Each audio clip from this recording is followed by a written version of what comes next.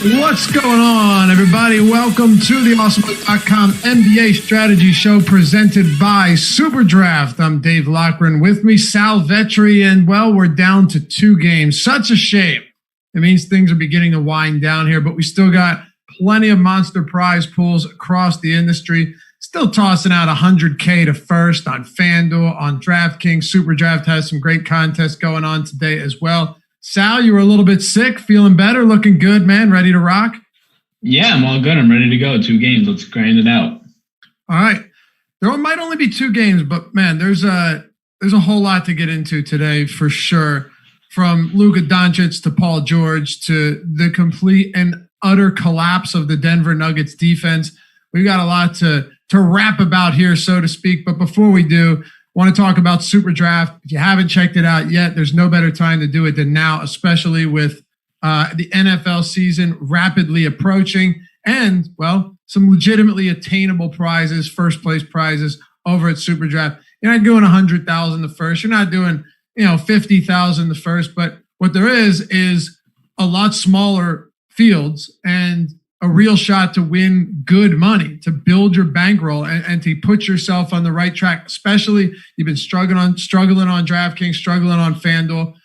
Take a break. Give yourself a brief respite from that and check out SuperDraft. There's nothing to lose, especially considering that you get $10 in free super cash straight into your account when you sign up using the promo code Awesemo10, AWESEMO10, all one word. When you deposit $10 or more, or put in $100 or more to start, you'll get $20 free in super cash to start. So a nice little incentive to hop in over there. There's no salaries. It's all multipliers. But the good thing is it's not a system. It's not a format that is going to be difficult for you to learn or to understand, right? You're not going to have to recalibrate your entire game, because whereas Luka would be maybe 12,000 on DraftKings, he has a 1x multiplier on FanDuel, on SuperDraft, meaning if he scores 70, he gets 70. However, Paul George, who has really been struggling, if he has a 1.4 multiplier, so he gets 40% more fantasy points than he actually scores on a day like this. Donovan Mitchell at 1.45. So there's a lot of really good ones and some great value that I'm looking at today. It's just, you have to think about value in terms of multipliers instead of salaries. There's 3 guards, 3 forwards, and a center. Download it on the App Store, You have an iPhone, you have any type of smartphone, you're good to go there. Or check it out online at superdraft.io. No salaries, all multipliers. Legitimate chances to win good money over here. $12 entry today, $1,500 up top in the $7,500 jump shot, only 22 multi-entry, and you get $10 free when you deposit 10 or $20 free when you deposit 100 simply by using that promo code Awesemo10. Once again, AWESEMO10, all one word. superdraft.io, or download it in the App Store. All right, Sal. So we'll kick it off with Utah and Denver. Happy to have everyone with us as always, but you already know that. And hit that thumbs up as you walk in the door. It helps us greatly. So the Utah Jazz and Denver Nuggets series has been a wild one. It's been fun to watch. There have been some monster blowouts. There's been a lot of close games. Game 1 went to overtime. But the thing that is most startling to me is the Denver Nuggets have you ready for this? 131.1 defensive rating in this series. The Jazz are at 119.2, which is also bad, but 131.1 is worse than any team in the postseason. And these teams are playing at the slowest pace, only 93 possessions per 48. But defense has been such a struggle that even though they're playing at a sluggish pace, they're scoring so many points because literally nobody can stop anyone, namely Donovan Mitchell. Yeah, and I mean, I think they said Mitchell was the first player ever to have 50 or more real points in a series, in a playoff series, not in the playoffs. He never had a 50-point game in the regular season? Yeah, I remember seeing that in that overtime game when he had his career high, they said it was. But yeah, it's just nuts right now. Nobody can stop Mitchell. And I mean, they are right now really hurting without Harrison, without Barton even being in the bubble. Harris is finally questionable today, but we haven't had any update on that right now. But yeah, it's bad because you want to put Torrey Craig in there to get a little bit better of a defensive rating, but he gives you almost a 0 on offense. You want to put Michael Porter Jr. in there for the offensive side, and they're just completely targeting Michael Porter Jr. Like if you watch that last game, they had to take him off the court. So if you're looking at popcorn machine or just why he played only 23 minutes. They just had to. Every single time Mitchell was going down right to him, and he had nothing to do with defense. Yeah, he has nothing on defense right now, which hopefully in the offseason he can improve because he's a good offensive player, at least right now. So, yeah, Mitchell, there's really no stopping him. But when you're looking at DraftKings, they priced him up for that. He's the third most expensive guy now at $9,700. Makes him a little bit more difficult to get to. But, yeah, it's a big problem right now in Denver's defense, and it's the reason why they're probably going to lose the series. 39.1% usage for Donovan Mitchell in this series. It's insane, man. 28.8% assist rate, too, which is incredible given the fact that he is shooting so much, almost a 40% usage rate. That's huge to know that he's generating almost 30% assists. He's not going to rebound a lot, but you really don't need it in this case when he's producing 1.65 DraftKings points per minute. And you know damn well that the minutes themselves are going to be sky high. I mean, against Denver in Game 3, I think it was, Sal, he only played 28 minutes, but his services weren't required. They blew them off the floor. Played 43 minutes in an overtime game in Game 1, 34 minutes in a blowout win in Game 2, and then 38 minutes in a 2-point game last time out. You're probably, if this game's competitive with Donovan Mitchell and the Jazz having an opportunity to win this series in 5 games, I wouldn't be shocked if Quinn Snyder gives him 40 minutes today. Now, I'm not saying you project him for that, and his salary is high, as you mentioned, so you're going to want to get as many minutes as possible. But I don't see any reason why projecting 38 minutes for Donovan Mitchell is out of the question. And given the 2 very competitive games that we've seen, I expect him to get 38, potentially more minutes tonight in Game 5. Yeah, I have him projected right now for 38. At DraftKings at $9,700, he doesn't look like the greatest of plays because he's priced up. He's pretty much right next to Kawhi for this slate, and I have Kawhi looking a good amount better, but that doesn't mean he's completely out of play. I expect the ownership hopefully would drop on him at that point, but on SuperDraft, he's my number 1 play right now. He's still at a 1.45x multiplier, so it's almost as if he hasn't done anything in this series. It's been the same multiplier, so he looks fantastic there. DraftKings, he's still in a player pool for me. I mean, you kind of have to have anybody who has upside on a 2-game slate in there, but he's not going to be one of the guys that really stands out like he has been because he's priced up now to $9,700. What about 8,500 on FanDuel, where Luka's also shooting guard eligible? Paul George is shooting guard eligible. Obviously, there's no multi-position eligibility. And then it pretty much falls off a cliff to some extent after that. Like you have Jordan Clarkson and Lou Williams, but does it make sense to try and find a way to get Luka and Mitchell or Mitchell and Paul George into lineups today? I think those top 3 guys are clearly the most favorable. And you know, you look at this, and we'll get to Paul George momentarily, talk about his immense struggles. But him and Donovan Mitchell, Paul George is priced to his struggles at $7,500, but Mitchell at $8,500. That's still not very expensive given what we've seen from him, and not just the production, but also the usage and the playing time. Yeah, that's the thing. Like, I think over there, I mean, since you've had Mike Conley come back, it's gone down a little bit, but no Bojan, and he's just taking over this entire offense. And if the game stays close, you're going to get those big minutes. I think they're just because of the positionality, just percentages wise, yeah, I would end up getting a lot more. I would say that I still prefer Mitchell to Paul George on there, even given the price discount, but then it just comes into how much does it actually fit together? Because I assume majority of people are going to try and get Luka into those lineups. What are we thinking on the rest of the Utah Jazz here? When you start looking at the minutes that we've seen in this series, it started on, I think, the 17th through the 25th. So I'm not including the rest of the bubble here, especially given how bad Denver's struggles have been. I don't mind kind of isolating this. Mike Conley has played 56 minutes, and I think 2 games he's played, right? Yeah, 2 games he's played 56 minutes, 32 in the second one, 25 in the first. He would have played another 32 there if it was competitive. He's producing a very solid 1.42 fantasy points per minute, and his usage rate currently sits at 25%, with an assist rate also coming in at a respectable 24%. Do we have any interest in Mike Conley today at 6,700 against, once again, a Denver team who's I cannot express enough how bad their defensive rating has been, how bad their defense has been. 131 points per 100 possessions, Sal, is some of the worst you'll ever see, no matter what team you are.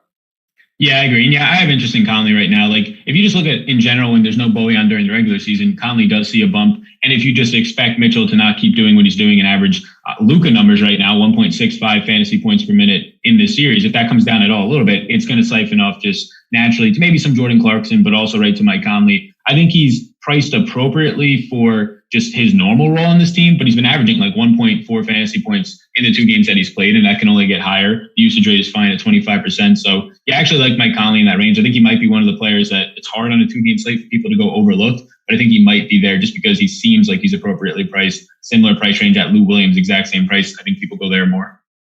Is there anyone else you get to here? Jordan Clarkson played about almost 28 minutes last time out. Jingles got 34 minutes off the bench. Royce O'Neal is pretty much an empty vessel when it comes to fantasy production, but he did play a huge amount of minutes.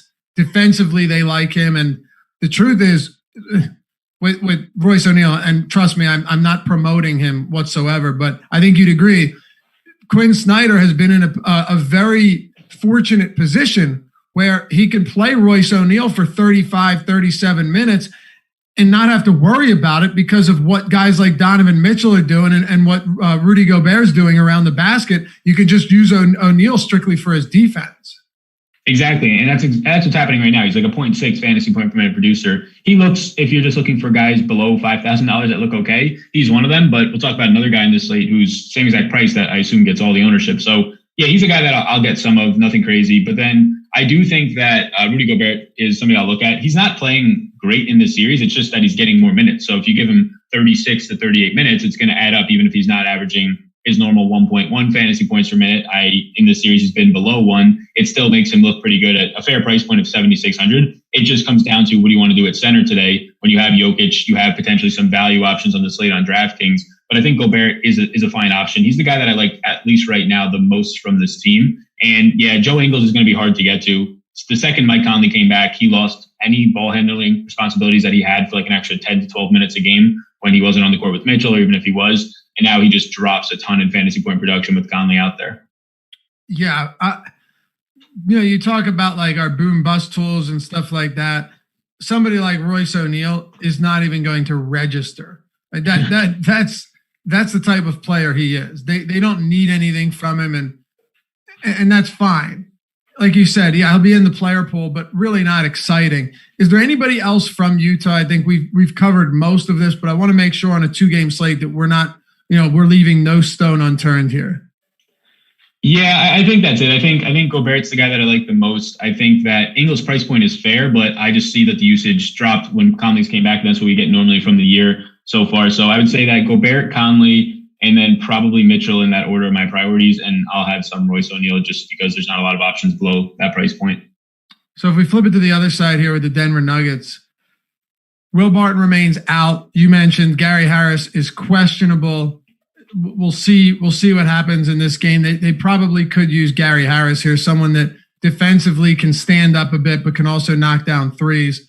He's a slightly erratic player, but they really could require his services right now. Michael Porter Jr., offensively, the guy's been spectacular. He's rebounded well, but he is such a defensive liability that he's getting eaten alive. They isolate him and they go to work. I think they did it on 4 or 5 straight possessions last game before Michael Malone was like, get him out. I can't allow this to continue. It's been an absolute disaster. Guys are getting to the rim with ease. But I'll start with Nikola Jokic here. It's kind of weird numbers if you look at some of the NBA stats data. Only 9 potential assists per game in this series, which is well under his average. Jamal Murray's sitting at 13. Monte Morris at 8.3. So Jokic has been down in that category, but his rebound chances are at 15, pretty much around his league average. He leads the league, though, of all playoff teams in touches per game at 104.3 since the start of the postseason. So it's not like Nikola Jokic is getting shifted out of the game with the way that Utah is playing him. No, that hasn't been the case at all. He's just not been wildly productive in terms of being able to rack up big peripherals across the board. It's not that he's been bad, but is Nikola Jokic set for a rebound here? Should we be worried about Gobert? And where do we stand on his price point at $9,400 on DraftKings and $9,200 on FanDuel? I will say he's not overpriced per se. Yeah, I think that there's something to be said about just what you were talking about for his assists going down a little bit in this and just potential assists. Like the assist percentage is still there to an extent, not to the extent that we're used to, but they're pretty, at least from what I've seen, they're pretty actively keeping him in the paint more. If it's Donovan Mitchell's drives, if it's just to have more bodies there, where we're known to see Jokic gravitate towards the 3-point line. He could pick up assists there from guys cutting back doors. So that is something to note, that he's probably going to stay in the paint more, and that probably continues. But I think it's reflected in the price point. Like $9,400, I expect Jokic to be picking up a decent amount of ownership today. And if not, then I'm just going to get to it. Like I would say around 50% ownership on a 2-game slate. But yeah, he's been like a 1.25 guy in this series. He's normally like a 1.3, 1.35 guy. So fantasy point per minute wise. So I'm going to be getting there. And the minutes are the big thing. They're down 3-1. I expect them to just run out the same lineup they did last time, with Michael Porter Jr. coming off the bench, Grant and Millsap both starting together. And they gave Murray and Jokic 40 plus minutes apiece. I'm not projecting them at 40, but I have them at like 38, and I want to put them to 39 right now, just because I don't see them putting out there, whether it's PJ Dozier saw no run in the last game, Mason Plumlee, they pulled back a ton to give Jokic more minutes. So if you get like a 40-minute game out of Jokic again at this price point, it's going to be hard for it not to pay it off. Who do you think wins this game? Because right now, you're talking about a desperate Denver Nuggets team. Absolutely desperate. I tweeted the other day, Sal, 2 days ago, that I know the Sixers were without Ben Simmons, and I know Will Barton and Gary Harris have been missing from this Denver Nuggets squad, but Bojan Bogdanovic is missing from Utah, and he had played a massive role as a 40+% three-point shooter on the season. I thought they would struggle. The Denver Nuggets and Philadelphia 76ers have easily been the two most disappointing teams inside the bubble, and I'm not factoring in teams like Brooklyn getting swept or Washington losing all but one game. That was the expectations were already extremely low on them. The Jazz are 3-point favorites here. Denver's plus 120 on the money line. Is this a spot where you think they pull out a second win here and push this to 6? Because I can't help but think it has to be. There's too much talent on this team to drop 4 straight games to the 6-seeded Jazz. Yeah, I mean, feel free to disagree. By the way, I'd love to get your opinion on this. Yeah, I mean, I hope it goes 6 games. I think that the Jazz are going to win this one. Mainly, it's just because of the defense and what you're seeing. Like the way that you correct this is just keep more people in the paint against Mitchell, or hope he doesn't shoot as well. That's what they were doing in like games probably 1 and 2. They were giving Mitchell the elbow jumpers, and he was nailing them. That's what he's been doing the whole series. So then when you have to come up on that, and he can blow by you because he's probably by far the quickest on his team and quicker than everybody, since there's no Gary Harris out there or Will Barton on defense, he's getting to the basket now, and now you're forced to keep Jokic in there. That ruins more options at the 3-point line and spacing for Denver. So I haven't seen anything that's going to say that this stays closer. Like the last game looks like it was close, and Denver goes on like a 17-7 run late to make it kind of, seem somewhat close, but really they were down by like 15 coming into the fourth quarter. So yeah, I'm going to say that Utah wins this thing. It's just Denver's defense. If they go out and they give Murray and Jokic 42 minutes today, they go with the same unit that they had last time. Maybe Monty Morris has actually been pretty good. He might actually start picking up a little bit more minutes. He played some more in the mid-20s in the last game. Maybe they pull one out here, but I don't even think that last game was as close as the final score indicates. I'm going to go with Utah to just finish out the series at this point. They're just decimated right now for their defense, Jokic or Denver. Okay, so from 25 plus feet out, the Utah Jazz are shooting 44.6%. That is such an insane number. For almost close to 50% shooting from 25 plus. I'm shocked by this. And it's definitely scary.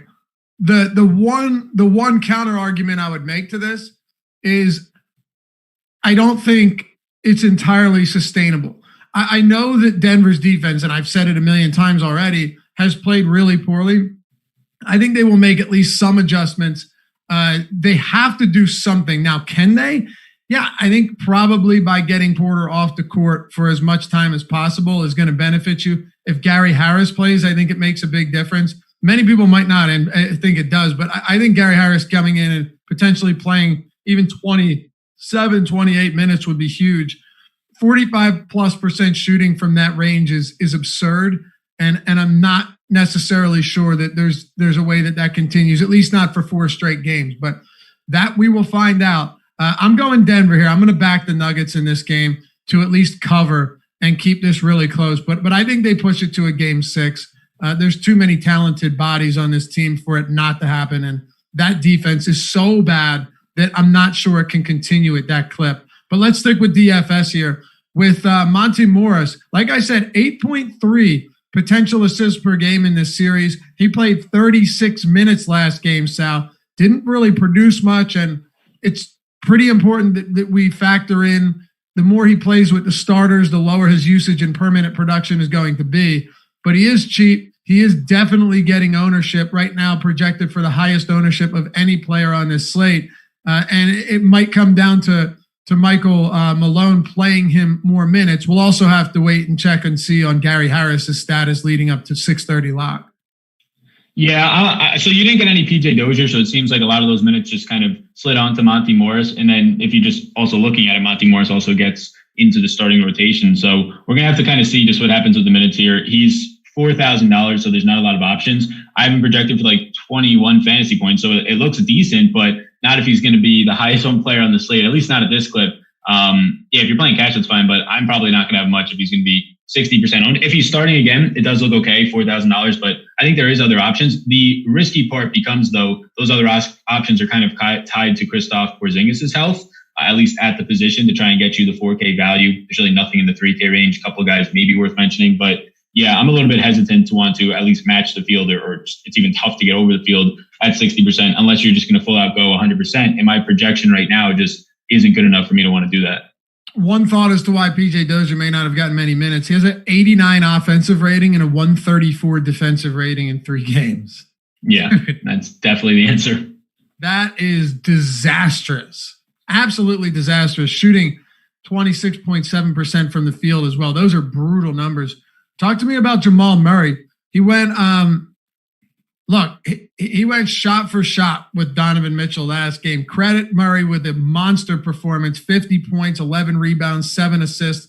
Just a huge overall outing, 58% from the field. He shot 60% from 3 on 19 attempts and 5 for 5 from the charity stripe. It was a monster game on all fronts, 11 rebounds, 7 assists. You're getting him at $8,000 on DraftKings. You're getting him at $7,800 on FanDuel. He played 43 minutes in that, so it would have been 38 minutes in regulation. And then over on SuperDraft, Jamal Murray's a 1.5 multiplier. Your thoughts?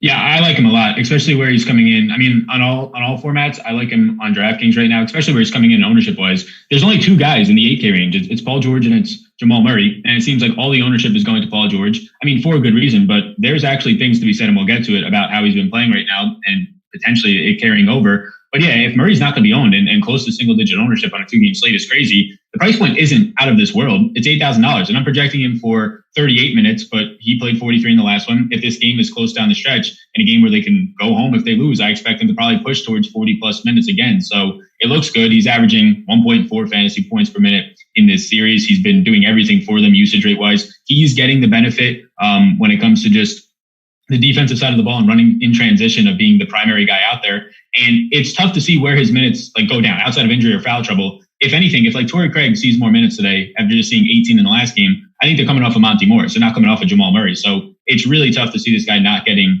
to 36. It's like a floor number if everything stays fine foul trouble wise and health wise. But yeah, at around a 1.1 fantasy point per minute projection today, I am looking pretty close to Paul George. I still have Paul George for a 1.5 more, but if there's going to be a 40% ownership difference, I expect to get more Jamal Murray than the field.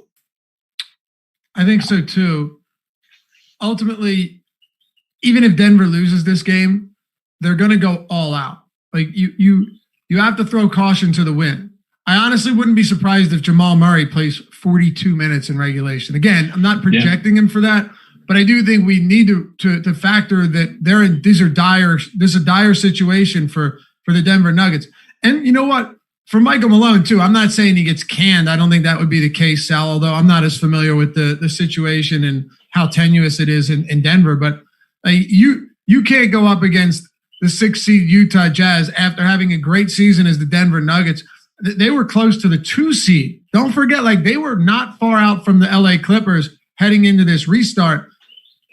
If you lose in 5 games and lose 4 consecutive games after winning in overtime in game 1, it looks really bad. So I'm definitely considering all of that when looking at who I'm going to play tonight and who might get a little bit of an extra boost, just knowing that, hey, this game stays competitive. Now you are getting probably as many minutes as humanly possible for guys like Murray and guys like Jokic. Outside of them, however, what do we think of the rest of this team? So Monte Morris, like we said, we already touched on him, 36 minutes. You and I are on the same page there. If he's going to come in at close to 60% ownership, that's ugly. Maybe Gary Harris's status changes that ownership, but for now, that's where it stands. Paul Millsap played 35 minutes last game. He's been, a shell of his old self for the most part. Was decent last time out, a fantasy point per minute. But aside from that, his playing time has been erratic, and he's at $5,000 on DraftKings. Then Jeremy Grant got 36 minutes. Jokic almost 40. Murray 40. And by the way, this was, I think I said overtime, not an overtime game. Murray played 43 minutes in regulation. So those starters all played a ton. The only guy to get any run off the bench really outside of 18 for Craig was Michael Porter. So we know that these starters are going to play a shit ton of minutes tonight, pretty much whoever's in there. Yeah, and I think that Jeremy Grant's going to look really good. He's been terrible in the series. Been a .55 fantasy point per minute producer, single-digit assist and rebounding rate, not much usage on him, but you're just playing the minutes there at $4,700. If he's going to start again, I would expect pretty big minutes. I have him at 33 minutes today, could easily get 35 again. Same exact pretty much analysis for Paul Millsap. They both grade out for like 25 fantasy points for me today. Grant's just $300 cheaper, so it'll look a little bit better. Those guys are all in play. I think Denver is a team that, in general, their entire starting rotation is going to look good just because of where they're all priced. They're all underpriced outside of Jamal Murray, and I think he's even fairly priced, especially when you factor in the ownership. I wouldn't completely throw in the towel on Michael Porter Jr. yet either. 5,700. They have to give him more minutes, like 23, even though they're ISOing him and it's bad. He is such a big offensive piece for them. Even if Gary Harris is in, Gary Harris is not an offensive weapon by any means. So you're coming out here and you're showing Jamal Murray and Nikola Jokic, they can only do so much, and that's why they've only won one game. So I don't think Porter Jr. gets any huge minutes, but I gave him 27 today, 4 more than he had last time. And he starts to look decent, and I expect some people to start to gravitate away from him based on what he did last game. Okay. Yeah, Jeremy Grant is a whole lot better in games that aren't played at such a crawling pace. Like, I know Denver plays slow, but Jeremy Grant's the one guy on this team that's capable of running, that's flying around the rim, being able to get lobs and easy opportunities, and when you're breaking plays out. And that hasn't been the case with Utah. They've really done a good job of slowing them down. But if he's going to get the minutes, I'm with you there. Sub 5K is pretty interesting. Would you prefer Millsap at 5K or Jeremy Grant at 4,700? Right now, it's going to be Jeremy Grant, but I'm trying to see what the ownership is. It'll probably be Jeremy Grant. You know what? The ownership's pretty decent on it. Right now, I'll still stay Jeremy Grant just slightly. And then it's worth mentioning that Torrey Craig is like still on this team. He'll probably play like 25 minutes. Maybe he gets his minutes bumped back up if they didn't like what they saw last time at Monte Morris, although he provides some more offense. So he's very cheap. He's probably the only guy, Torrey Craig, maybe on this slate that in the 3K range at least looks appealing because you can kind of count on 20 plus minutes out of him. Want to move on to game 2? Yeah, let's do it. Okay. By the way, we might only be 2 games, but we're going to keep pumping the content out here, and that includes live before lock. So stick around for that coming up later in the day. Adam Scher will be with me, and we'll break this one down. It's going to be a later live before lock with the 6:30 start. So 5:30 p.m. Eastern time. Tune in for that. We've got the MLB strategy show coming up at 11 a.m. as well. PGA strategy show with Ben Rasa, Timothy Frank coming up today. So there's a lot coming down the pike, including MLB live before lock with Jason Floyd and Awesemo himself, Alex Baker, then the MLB early bird. So all day long, we got shows here right at all. YouTube.com/Awesemo. Dallas Mavericks, LA Clippers tied up at 2. Game 4 was a phenomenal viewing experience for anyone out there. And it was a great one for anyone that was leaning on Dallas or had Luka Doncic at lower ownership based on the fact that his status was in question and then the potential of him being limited. Tell you what, Sal, he wasn't limited, but you could tell he was hurting when he was not running, when he was not on the floor. He was pacing, he was cringing, wincing, but there he was, and he was as good as you could get. Now, in 185 minutes without Porzingis in the bubble, He has a 36.5% usage rate, 46.5% assist rate, 18% rebounds, and 1.79 fantasy points per minute. Porzingis is a game time decision. In 204 minutes with Porzingis, his usage is still 35.5%. His assist rate shoots to 52%. He rebounds at a 13% clip and churns out 1.64 fantasy points per minute. So, yes, without Porzingis, Doncic is more productive, but he's still an absolute beast with him on the floor. We'll start with Doncic, and we can talk about the implications here with or without Porzingis being active tonight. Yeah, Luka, I mean, right now it's going to depend on what happens with Porzingis, but right now he's pretty much my top play on the slate. Even if I give him just the production with Kristaps on, he looks like my top play on the slate. So if he goes off, it's going to look really good. I have him for about 63.7 fantasy points at $11,000. You know what you're getting out of him. I gave him 38 minutes, and then everything just siphons off after that. I mean, the guy right now in this series has a 27% rebounding rate. That got helped last game when there's no Porzingis out there, but just crazy to go along with just team leading assists and point per minute production, usage, all that. So he looks fantastic. The thing that happens, yeah, like you mentioned, he gets a little bit better. He goes from like a 1.7 to almost a 1.8 guy with Porzingis off the court. It's harder to get a lot better, but it gets better. So yeah, either way, I'm going to get like a lot of Doncic today. He's coming in with similar ownership to Kawhi right now. So in that way, I'm going to prefer Luka to Kawhi, unless you want to try and squeeze both in. It's going to be tough to do. But if Kristaps is in, I think Kristaps is fine today. I'm okay playing both of them on a 2-game slate. There's not a lot of options. So if he's in, I'll have him for like 46 fantasy points, so it looks okay. But I projected the whole thing with him out just because I kind of know what to expect if he's in and we have more of a sample. If he's out, Trey Burke is going to look really good because he's $4,500. He started the last game, played over 30 minutes. He shot very well, and he has been. But even if you just give him baseline numbers, not really Trey Burke going off numbers, he looks like a top 3, top 4 option on the slate. Maxi Kleber will also pop up into that conversation too as a value option. Yeah, Trey Burke, 22% usage, 0.98 fantasy points per minute in the series. 23% usage with Porzingis off the floor in the bubble itself.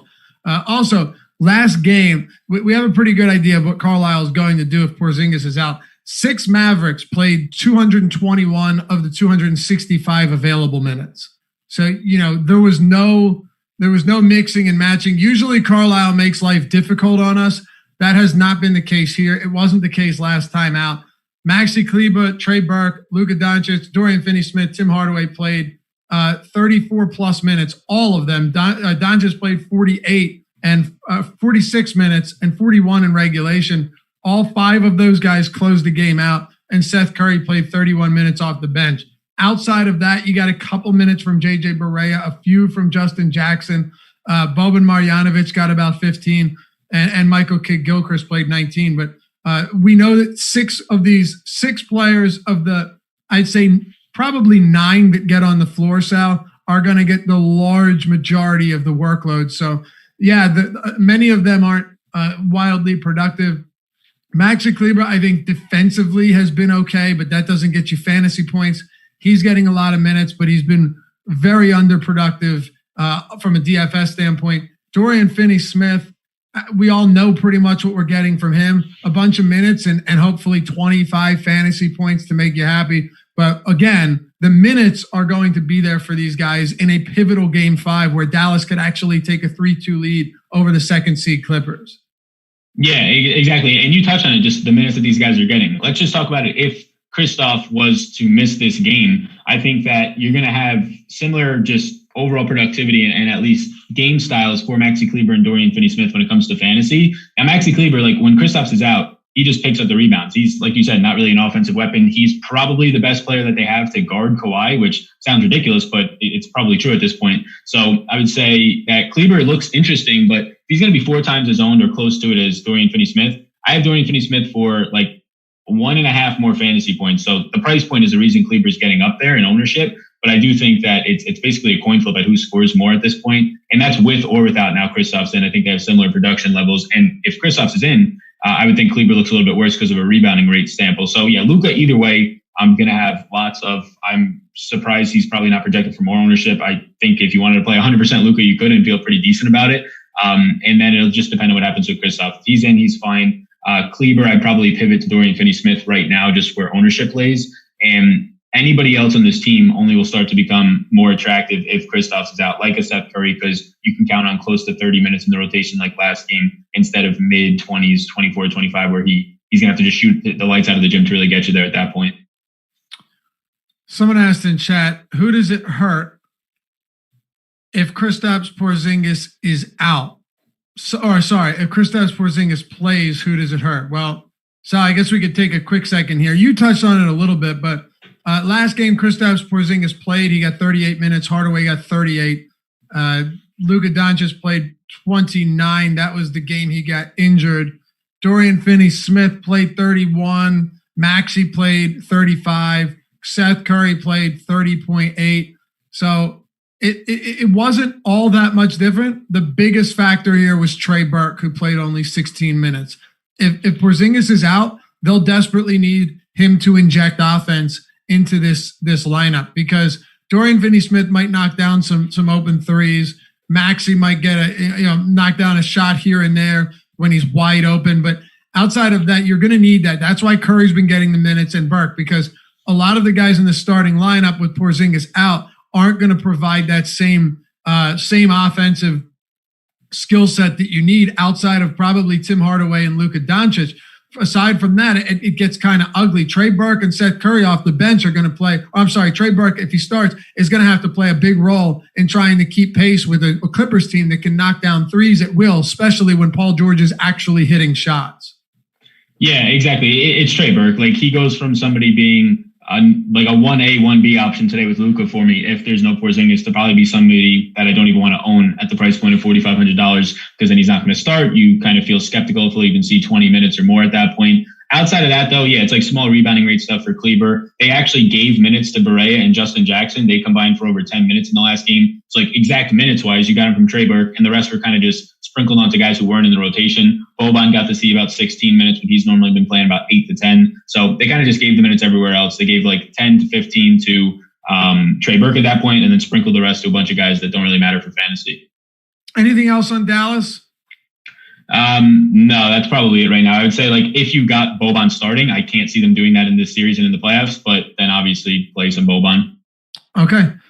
Let's talk about the LA Clippers. Paul George has been, this is not hyperbole, Sal.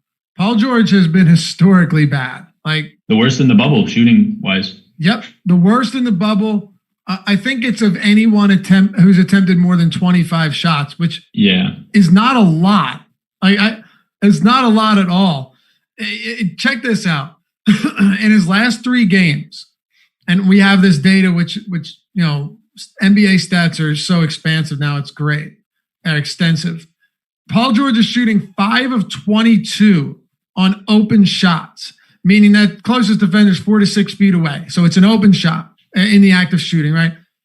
4 of 15 from beyond the arc on open shots. On wide open shots, he's 0 for 9, including 0 for 8 from beyond the arc. That's his last 3 games. Sal, it's really hard to do that if you're a bad NBA player. Again, not hyperbole. It's really hard to do that if you're a bad NBA player, because bad NBA players can still knock. Ben Simmons hits 15 threes in a row in practice when nobody's guarding him. Paul George has been dreadful, and it goes further than that. Like, he's 10 for 47 over his last 3 games. He's the first player since Bob Cousy in 1960 to shoot under 25% in 3 straight playoff games with at least, in 3, not even 3 straight, in 3 with at least 10 field goal attempts per game. It's really bad. And the funny thing is, in game 1, he was 10 of 22, decent shooting, with 27 points. The Clippers won that game by 8. It is no surprise to me that they've dropped 2 games to the Mavericks, one of them in which Kristaps Porzingis didn't play, and the other game they did win, Kristaps Porzingis got ejected. I think the Clippers, won. Paul George needs to turn this around, or this could legitimately go to 7. I think the Clippers defense is good enough, and we saw this, even though they lost last game. To be fair, Doncic went into superhuman mode. The Clippers defense down the stretch and in overtime looked way better than the Dallas Mavericks. Paul George missed more shots. Luka Doncic went into hero mode and won that game. But the Clippers can lock down. They can't let Reggie Jackson get switched on to Luka, though. That doesn't make any sense to me. It's insane. Doc Rivers needs to make adjustments. Paul George needs to make shots, and they should win this game. They should win it handily, as a matter of fact, if they can do those two things. But it hasn't been easy for them. Yeah, I completely agree. And it all comes down to, it's a little bit more than Paul George, but that's a huge piece of it. I mean, if he's there, right, they're up 23 or something in the third quarter, second quarter. Yeah, and they're having a big struggle right now also with their bigs, at least from what it seems. Like, you have Zubac played 6 minutes in the second half. He probably should have played more, but they went to a little bit of small ball. Dallas no Porzingis just made it easy to do that when Boban wasn't on the court. So that you kind of just get Zubac off the court, but he was playing well in the first half. And then Harrell is just still out of shape from when he had to leave for personal matters. And Luka is just dominating him. Anytime he goes into the paint, it's easy. Luka's not a great driver. He's not known for being a fantastic finisher, and he's just dominating Montrezl Harrell right now. So he can't even get on the court for minutes. Basketball, man. Yeah, honestly, crazy. That finish was just still nuts. He is going to go out there, and that finish was just still nuts. It has to be a classic, right? Absolutely. The whole situation. And by the way, so I don't mean to cut you off. The whole Montrezl Harrell calling him a bitch ass white boy, and then Luka doing that after the game. We all know that it had no impact on it. Luka Doncic is just really, really, really good at basketball. But Twitter feeds on that type of stuff, no matter what direction it's going in, right? Twitter 100%. And the storylines, people love that shit. But really, it was just that Luka Doncic is one of the best basketball players already that we've ever seen. And it just so happened that Montrezl Harrell was in the unfortunate position of having said something to him the very game before that. Yeah, I mean, Luka's literally, if you go back and just watch any of it, Luka's been working him the entire series. So I don't think he cared too much about that. Exactly. Yeah, so that's the thing though.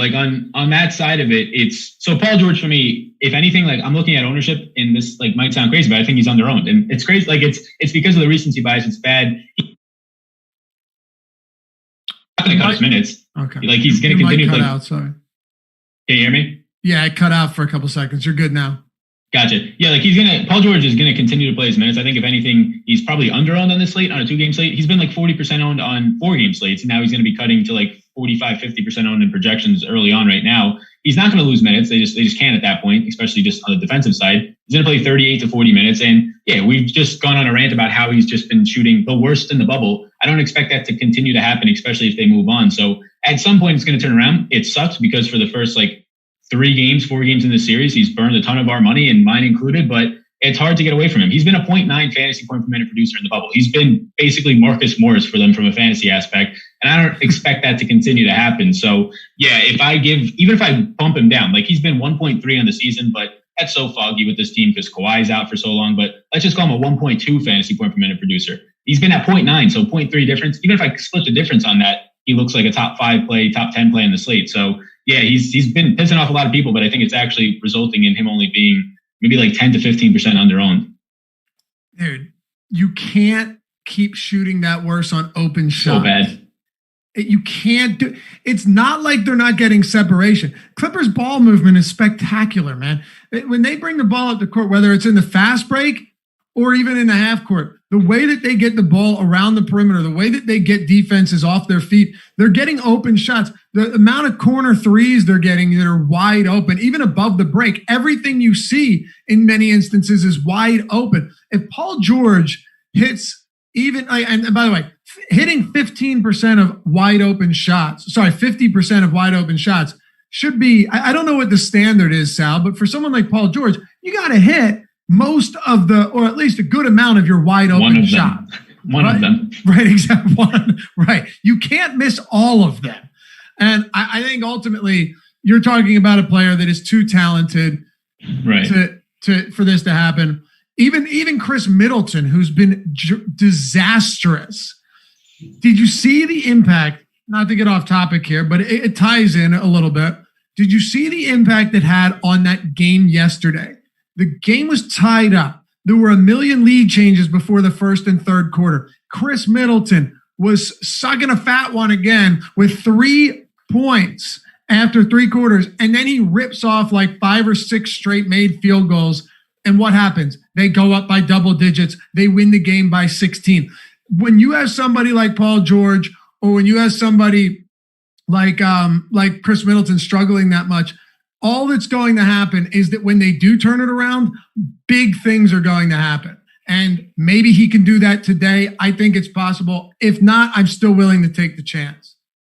Yeah, and that's the thing. Like, I think there's actually just like some value in where he's at right now. He's priced, like we said, next to Murray. I think Murray at lower ownership is also a good option, but there's no reason you can't get pieces of both or a lot of both of them at this point. There's no really other options around them. You have like Rudy Gobert, 7,600, but there's just nobody in that like mid upper tier range. So it's at least a nice spot to take advantage of, and you're probably going to have to when you're building lineups. But yeah, it gets to a point where you talk about Middleton. There was a point in really the entire series, but Tobias Harris not producing. But in game 3, he shot half decent, and he goes out there for fantasy and does really well. And they get pretty close to winning, but they don't win the game. Close as they were, though, the Sixers. But yeah, it's a spot where I'm going to continue to go back to it at this point. If he was like 65% owned, 60, where I think he should be, I probably would move away from it. If it goes up, I will. But I'm fine going back to Paul George. And then something else to watch about Porzingis is I'm not sure if this directly correlates. It's maybe it's at least shown last game from one game. It's a small sample, but Zubac, he did not play in that second half much, 6 minutes. If Porzingis is out there more, I think they might match it with Zubac more. So if Porzingis plays, I'll like Zubac a lot more than I do right now.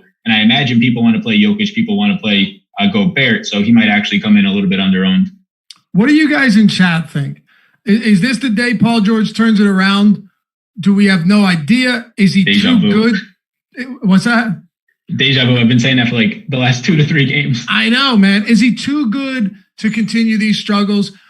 The issue always, Sal, and this is pretty common knowledge, is you can't predict when a downturn or a hot streak begins or ends. You can try and catch it. You can try and ride that wave, but it doesn't always work. And in a spot where we think Paul George might be too lower owned than he should be, I'm willing to try and jump on that, and under the assumption that he doesn't. First of all, he doesn't need to be great.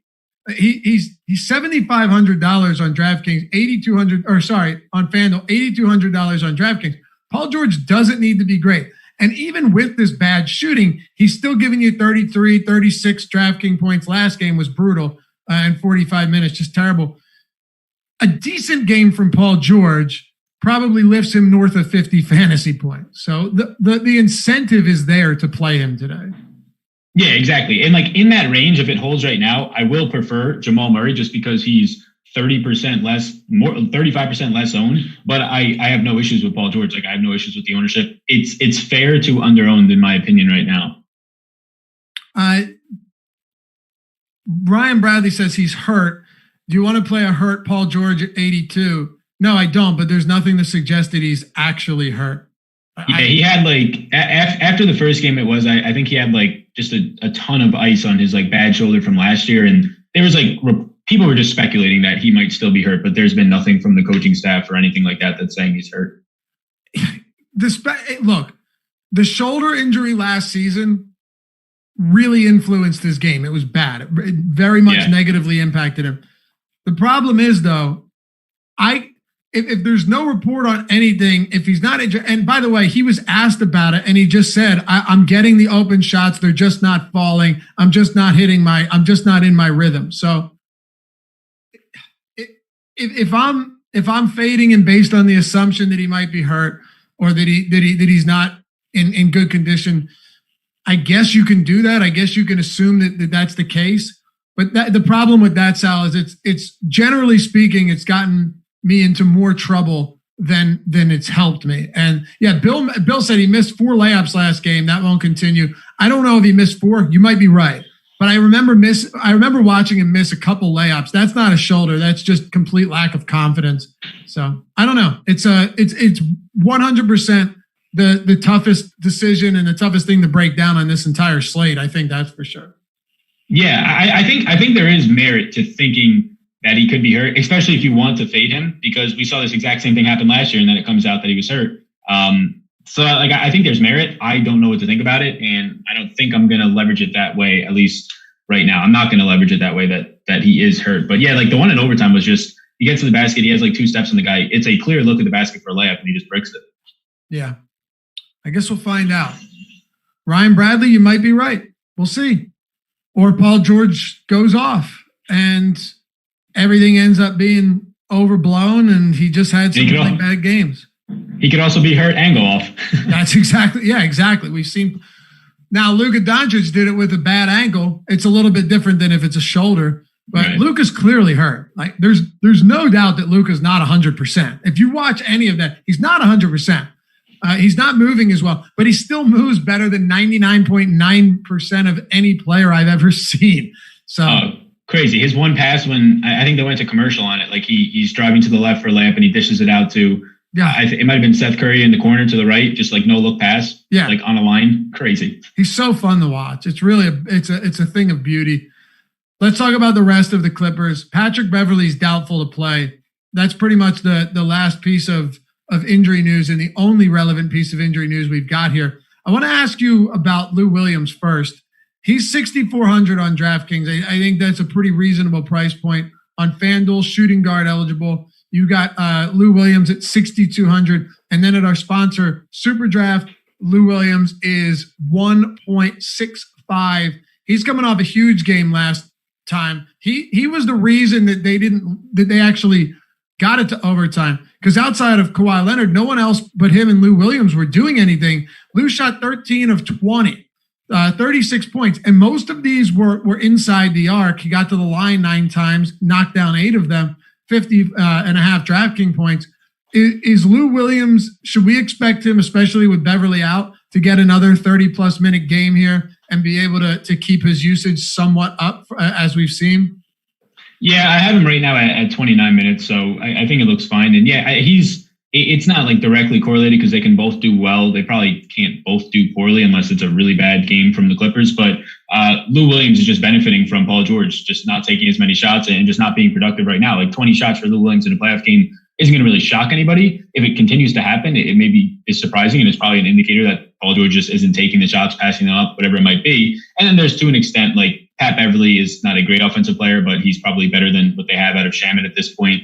Reggie Jackson has been, if anything, limited to taking shots. So yeah, 29 minutes of Lou Williams. He's like a point per minute guy, whether he's staggered with Kawhi or Paul George, rarely both of them so far this season. And in the series, it's been like 1.15. So I'm not going to put him all the way up there. But if you just put him somewhere in the middle, even towards his like per season numbers at close to 30 minutes, he looks decent. He's coming in like lower owned or similar to lower ownership to Mike Conley. And they're the same exact price. They look, he's $300 less than Mike Conley. So they look very similar to me, but because of the price savings, I actually prefer Lou right now to Conley.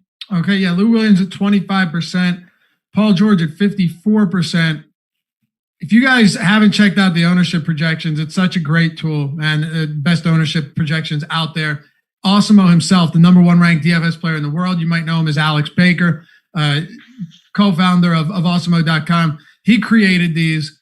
We don't just slap his name on them. He uses these, and they're fantastic. We just got the Boomer Bust tool updated today as well. Luka Doncic with a 43.5% boom percentage. That's 13.5% higher than the next closest player. But Paul George is second with a 30.8% boom percentage and a 30.2% bust percentage as well, Sal. So these are the type of things that these tools are so beneficial for tournaments. Like you need this type of stuff for leverage, understanding which guys make the most sense. It can give you those big ceiling games. They might hurt you, but they have the ability to win you tournaments. We've also got the projections.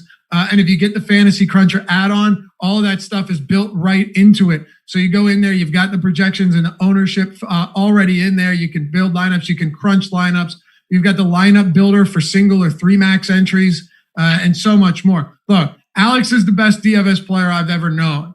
So being able to utilize these tools is a huge advantage. And we've got subscriptions for the week, for the month, for the year. And if you wanted to do a single sport, we got you on that too. If you wanted to do all of our sports, which we have all of these tools for all of our sports, like the top stack tool for baseball and hockey and the top fighter tool for MMA, top driver tool for NASCAR, esports, everything. Football coming up.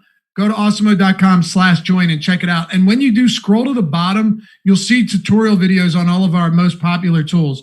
All of our best tools. You'll see how to use them, what you're getting into before you dive in head first. So you don't just have to listen to me say it. You can check that out on the site and know what you're getting before you decide, or make a decision on whether or not you want to sign up. But if you do, head over to our premium Slack chat, say what's up. We'll be happy to show you around. We got a good bunch of people over there talking DFS, talking sports betting, you name it, all day long in Slack. So go to awesemo.com/join. Check it out. All of our tools, everything, Fantasy Cruncher, you name it, make you a better DFS player for sure.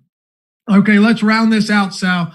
LA Clippers, outside of George, outside of Lou Williams, what are we doing with Kawhi Leonard, who you alluded to playing earlier, over somebody like Donovan Mitchell? And what are we doing with the rest of this squad in a big, big game 5? Yeah, Kawhi's going to be interesting because it seems like you're going to have to pick Kawhi or Luka in your specific lineup. Like if you want to play both of them, you're only left with $4,800 for the rest of those spots in your rotation. And if Kristaps is in, I don't know where you're finding that much value. If he's out, like you can squeak by and just hope that you kind of get what you got last game. Maybe not 92 points out of Luka, but like a 60, 70 point game, and Kawhi can come close to matching it. That's where you get paid off, but it seems really hard to get both. So I prefer Luka by a wide margin. So I actually think I might be under the field on Kawhi if they're going to come in at similar ownership right now, just because playing both of them seems really difficult with the way value is looking right now if Porzingis was to play. So yeah, I would say that I'm probably going to get the most of Paul George, decent amounts of Lou Williams. Depending on what happens with Porzingis, if he ends up playing and he's in, then I think I'll actually like Zubac a little bit more. He's only $4,300. He would start to look like one of the better value options for me. I would expect him to play probably closer to 24 minutes in that game instead of having sketchy minutes around 20. And I'm still just not going to be interested in Harrell. I know that if you give him the minutes, like say 2022, he starts to look like a good option and his price continues to just sink at $4,100. But I'm just very reluctant to give him those minutes. Not only is he out of shape right now, which is fine because of having a personal matter that I think a lot of people would be in similar situations from. That's one piece of it. But the other piece is just he's getting worked whenever he's on the court, even if he probably was in shape. So it's tough. Like he's a liability out there, similar to maybe similar to like how Michael Porter Jr. is in the other game, like just having to get run off the court. That's what's happening when Harrell's out there. So anytime Luka's on the court, Harrell probably shouldn't be on the court, and Luka's going to play like 38 minutes. So it's really tough for Harrell to get a ton of minutes. I watched a couple drives where Luka Doncic was about to get to the rim. He got around Kawhi Leonard, and somehow Kawhi Leonard got back out in front of him in one step to seal off the lane because there's no protection. There's no other help there. Right. Kawhi Leonard's doing a lot of it on his own. Montrezl Harrell has mightily struggled. And I'm not even just talking about fantasy points. I know you're not either. Like you said, defensively, he has been a massive liability. And I don't really know what the incentive is to play Montrezl Harrell for big minutes right now. People might have interest to try and get on that wave as it builds, but I'm not sure. I'm not sure it's really going to help you. Their closing lineup last game was, I had it pulled up here. Here we go. So the closing lineup last game was Marcus Morris, Paul George, Kawhi Leonard, Reggie Jackson, and Lou Williams. Now that could be different if Porzingis is on the floor, but it wasn't Ivica Zubac. It wasn't Montrezl Harrell. They had no real bigs out there. And it just kind of shows you that Doc Rivers may have thrown his hands up and said, shit, I guess I have to throw Reggie Jackson out there to close this game out with Lou Williams. Like that, obviously Lou's going to close it, but I'm not sure that's the lineup he would have envisioned working out for him back in March or back in, whenever, when they're going into a series. Yeah. I mean, like they have Shamet, but it's crazy to think that Lou Williams wasn't your worst defender on the court in a crucial moment in a playoff game that swung the series, at least for right now. It really is. Sal, final thoughts. We'll wrap it up with this. Denver and Utah. You said you've got Utah winning this game. Do you have them covering? They're laying 3 points here against Denver. Yeah, I'll have them covering right now. Again, I hope they win. I want these games to continue to go on, but it seemed like it took everything out of Donovan Mitchell too, but it took everything out of the two stars right now in Jokic and Murray, and it wasn't as close as that 3-point spread seems. So yeah, I'll take the points and have the series ending today. All right. I'm going to take the points with Denver. I think it's a pivotal game, and you're going to get as many minutes out of them as possible. I think Michael Malone's a good enough coach to make some adjustments here, and I don't see Utah's 3-point percentage being as sustainable being sustainable like this, no matter how bad Denver's been. Dallas and the LA Clippers laying 7 points against Dallas. I don't really know if that suggests Porzingis is going to be out, but I kind of feel like it does. It also suggests that, when Vegas sets a line like this and when you have sharps betting on it, that they're probably not expecting Paul George to stay this bad forever or Marcus Morris to stay this bad forever. Because if you've looked at the first 4 games, a line like this in a neutral venue should probably be 2.5 or 3 points. If you're just looking at the results, right? And you're just looking at the results of the game, but not why the results became that way. 7 points is a lot, but I actually understand why it's like that because the Clippers could be playing way better than they have. Yeah, I think I'm going to take the Clippers here too, and just lay the 7.5 points right now, 7 in some spots. Yeah, it almost feels like the wrong move, which normally means you're making the right move when it comes to betting public lines. For sure. Yeah. How about the totals? I haven't looked into them much. 219.5 and 235. Do you think this crawling pace with the Jazz and Denver game is going to kind of outweigh the terrible defenses, or do you expect to continue to see horrible defense? Yeah, I mean, I like the over. I think they're pushing tempo, especially in transition, a lot more. Both teams are scoring like at will in transition right now. Like, I don't remember the exact offensive efficiency in transition. Denver's actually better right now than Utah, but they're both at like the best in the playoffs against each other. So I think that's a pretty big metric to look at. If I was to lean a spot, I haven't looked at the totals much either. If I was to lean a spot, I would lean the over on it still. Yeah, I hear you. 235 on Dallas and the Clippers is just one that I probably don't want to touch. What about you? I hope it gets there for fantasy purposes, but if I had a lean on it, it might be directly influence what happens with Porzingis here. If I had a lean on it, I would probably lean under, but no strong stance. Hey, if you guys have yet to subscribe and hit that notification bell, do it. No doubt it will help you understand one thing, that we're always going live for all sports. Whenever you want to watch DFS content, whenever you want to get some quick hitting information, you can tune in, you can tune out, you can do it while you're working, you can put it on while you're cleaning the house or mowing the lawn.